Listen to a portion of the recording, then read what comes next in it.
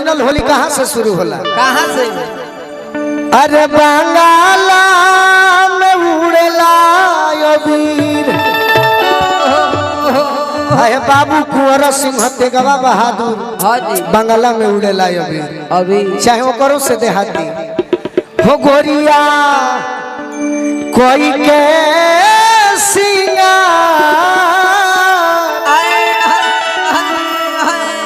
आंगना में पीसे ली हर दिया।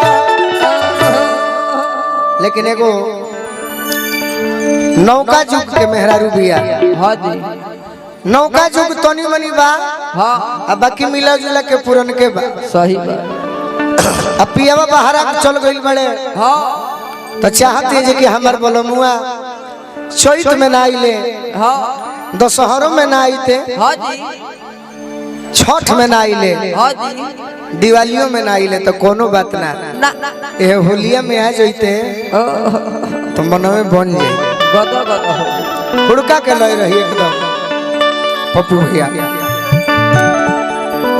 कह दो कि अभी बजा रहा हूँ। कह तरीकी रह जाई हो बहारा ए ए ए बोला एकदम तैयारी में एकदम बहुत सुंदर नृत्यांगना लोग बा। सही। बस तैयारी में रहो तो हमरो मजा आई तोहरो मजा आई। हाँ जी। सुनहू वाला के मजा आई। वाह। बजाहू वाला के मजा आई। गाहू वाला के आरे रह जाई हो बहारा दिवाली दशहरा। वाह। भोल को कहीं कौन दिनवा में। अच्छा। बाकी अरे होली में चोली चभोरे बलमुआ आ जाई हम फागुन महीना में। अरे होली में चोली चभोरे बलमुआ आ जाई हम फागुन महीना में। होली में चोली चभोरे बलमुआ आ जाई हम फागुन महीना में। अरे होली में चोली चभोरे बलमुआ आ जाई हम फागुन महीना में। अरे रह जाई हम बहारा दिवाली दशहरा भल को नहीं कोनो दिनवा में। अरे रह जाई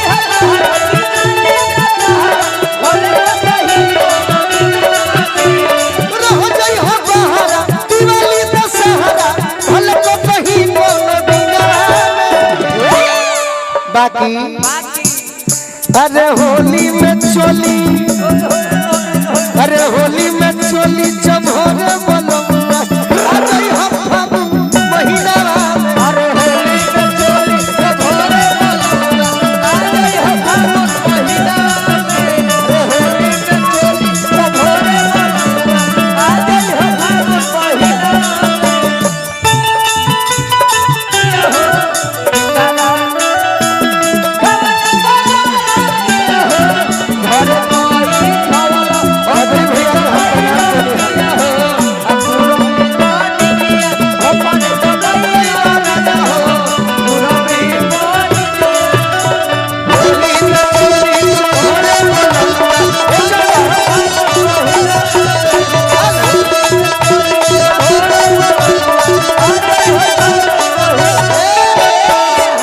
हमारा दुलारा भाई अमित है। हाँ जी। भटबिगहा से बद्री भैया के पास कोनो कंपनी के कमी बा ना। कहो हम कंपनी के नाम धरी। अच्छा। बाकी रौरा यही गरीब के छोड़ले बानी। सही बात। धनिक तो बहुत रौरा मिली है बाकी एहू गरीब के चुनी रौरा बड़ी आनंद आई। वाह। बद्री भैया के बार बार प्रणाम करब। जल्दी हम टाटा आवत नहीं तो रौरा से मिलो। हाँ जी। हमार दुलरुआ भाई आई बा रौरो को भी आई। अरे होली में चोली चभोरे बलमुआ आ जाई हम फागुन महीना में। अरे होली में चोली चभोरे बलमुआ आ जाई हम फागुन महीना। देखिए आज होली के लोग बात करता। हाँ जी। मैडम तहर नाम का हो? अच्छा। घर कहाँ हो? इलाहाबाद। हाँ प्रयागराज। अच्छा प्रयागराज साइल भी रे बाबू जहाँ तोरे घरी ड्यूटी लागल बा तहार हो इलाहाबाद तोहरो घर होई जे कि जने तने यूपी। माने यूपी में कहाँ प्रयागराज। अच्छा ठीक है बात तो भोजपुरी तो तू लोग के बुझे के चाहिए तहार हो लाला बो लाला बो कहाँ कहाँ कटिहार जिला। कटिहार जिला तो तुम तो यार बिहारी हो सही बात। नाम क्या है Shivani. Wow double two two जा मुकेश जा जा तुम्हारा नाम क्या है श्रिया घर कहाँ सिवान सिवान ये छपरा सिवान ले लो है ले लो है 20 के देखिए आज होली के लोग हमारा के रह देनिए दो